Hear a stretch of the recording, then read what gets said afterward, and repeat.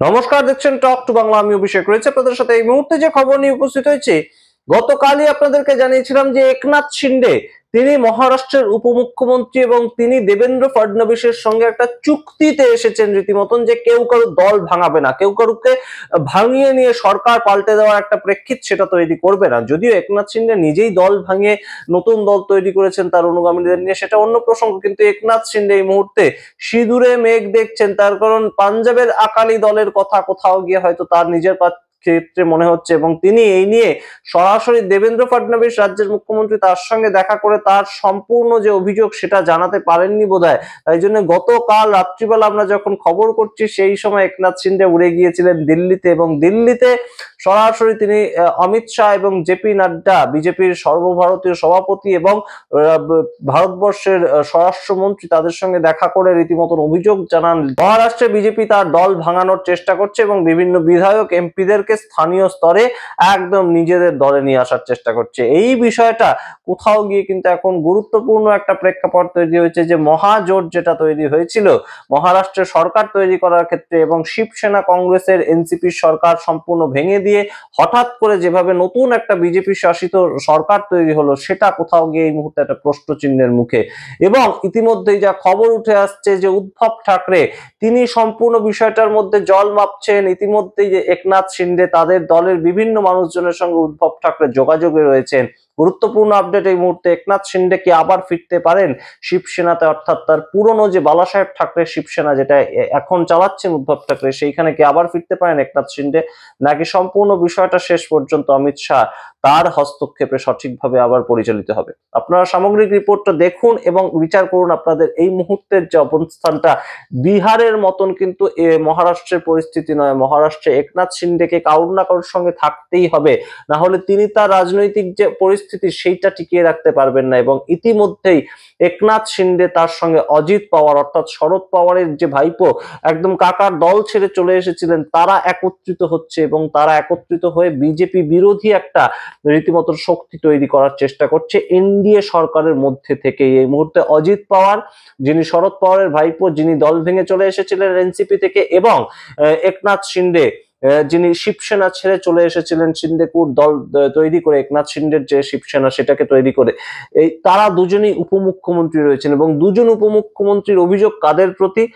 ভারতীয় জনতা পার্টির প্রতি, অর্থাৎ রাজ্যে যে ভারতীয় জনতা পার্টির সরকার চলছে সেই ভারতীয় জনতা পার্টির প্রতি এবং দেবেন্দ্র ফডনবিসের প্রতি। এই নিয়ে সরাসরি অমিত শাহ এবং জেপি নাড্ডার দ্বারস্থ, এবং সেই খবরটাই গুরুত্বপূর্ণভাবে আপনাদের সামনে রাখবো। দেখতে থাকুন শেষ অবধি অবশ্যই। তার আগে টক টু বাংলা ইউটিউব চ্যানেলকে সাবস্ক্রাইব করে নিন।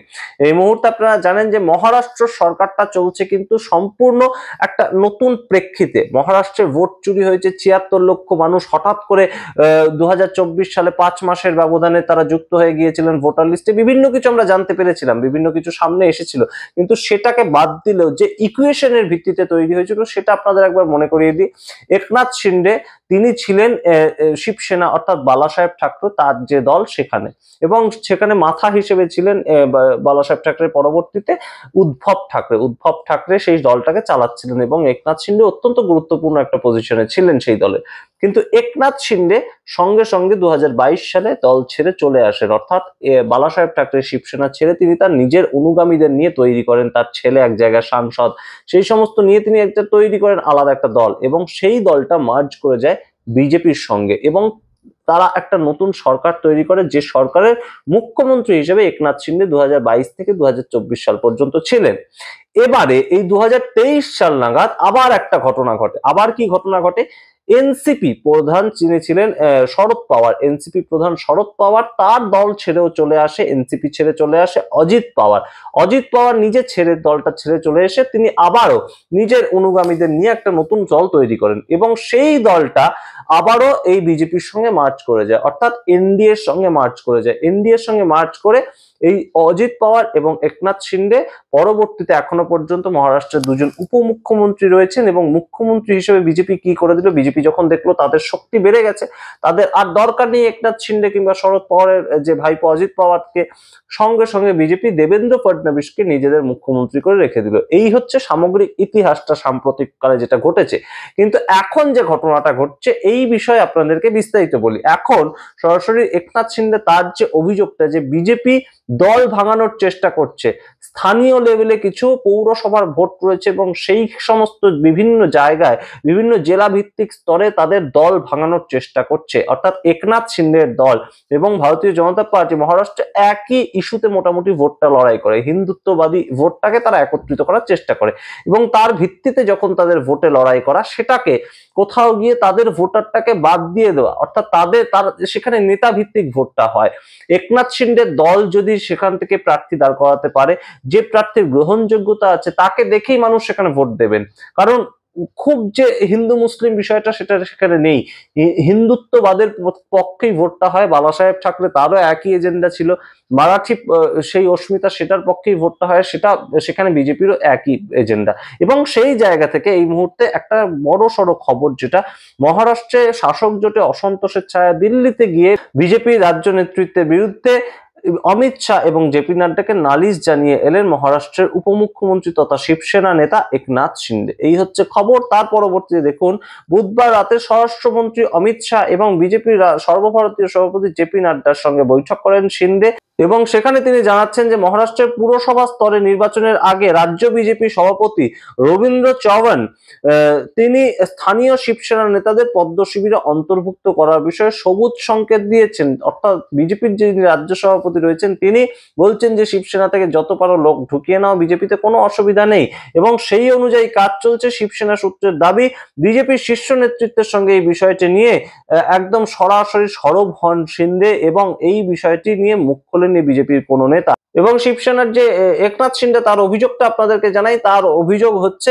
একদম বিজেপি কল্যাণ এবং ডম্বিভ্যালি এলাকার শিবসেনার নেতাদের ভাঙানোর চেষ্টা করছেন। ওই এলাকার সাংসদ হচ্ছেন শিন্ডের পুত্র শ্রীকান্ত এবং সেই শ্রীকান্ত শিন্ডে তার দল থেকে সম্পূর্ণ বিজেপিতে ট্রান্সফার হয়ে যাচ্ছে নেতারা এবং সেই কাজটা করছে বিজেপি। হয়তো কোনো কিছুর বিনিময় করছে, কোনো পদের বিনিময় কিংবা টাকার বিনিময় সেটা করছে, কিন্তু সম্পূর্ণ মতবাদের বিনিময়ে যে করছে তা তো নয়। একনাথ শিন্ডে যেটা মনে করিয়ে দেন যে এটা ধর্মজোট যেটা তৈরি হয়েছে তার বিরোধী একটা কাজ, যে আমার দল থেকে একই জোটের মধ্যে যখন আমরা রয়েছি, আমার দল থেকে অন্য দলে লোক ভাঙিয়ে নিয়ে যাওয়া কিংবা কোনো লোক যেতে চাইলেও তাকে গ্রহণ করা, এইটাই একটা কঠিন রাজনীতি এবং এই রাজনীতিতে আঞ্চলিক দল তো টিকে থাকতে পারবে না। তাহলে সেই ক্ষেত্রে আঞ্চলিক দলের একটা অস্তিত্ব সংকট তৈরি হয়েছে, এইটা বলছেন একনাথ শিন্ডে। এবং একনাথ শিন্ডের এই কথা অবশ্যই গুরুত্বপূর্ণ। তবে একনাথ শিন্ডে নিজে যে কাজটা করেছেন সেই কাজের তো এখন সম্পূর্ণ একটা প্রতিবিম্ব তিনি দেখতে পাচ্ছেন, এছাড়া তো আমাদের আর বিশেষ কিছু মনে হচ্ছে না।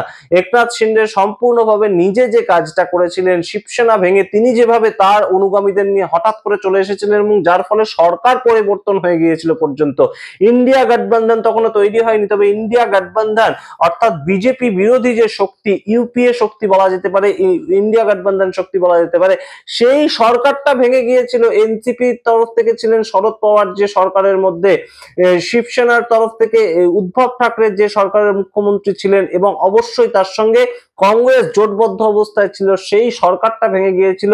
এই শিবসেনার এখন যে যিনি নেতা হিসেবে একনাথ শিন্ডে বিজেপির কাছে গিয়ে কান্নাকাটি করছেন, একদম সরাসরি অমিত শাহ জেপি নাড্ডা তাকে বাঁচাবেন এরকম কথাবার্তা তিনি বলছেন। অমিত শাহ জেপি নাড্ডা কি কোনো মতেই জানেন না যে রাজ্য বিজেপি কি করছে? এটা কখনো একটা বাস্তব চিত্র হতে পারে?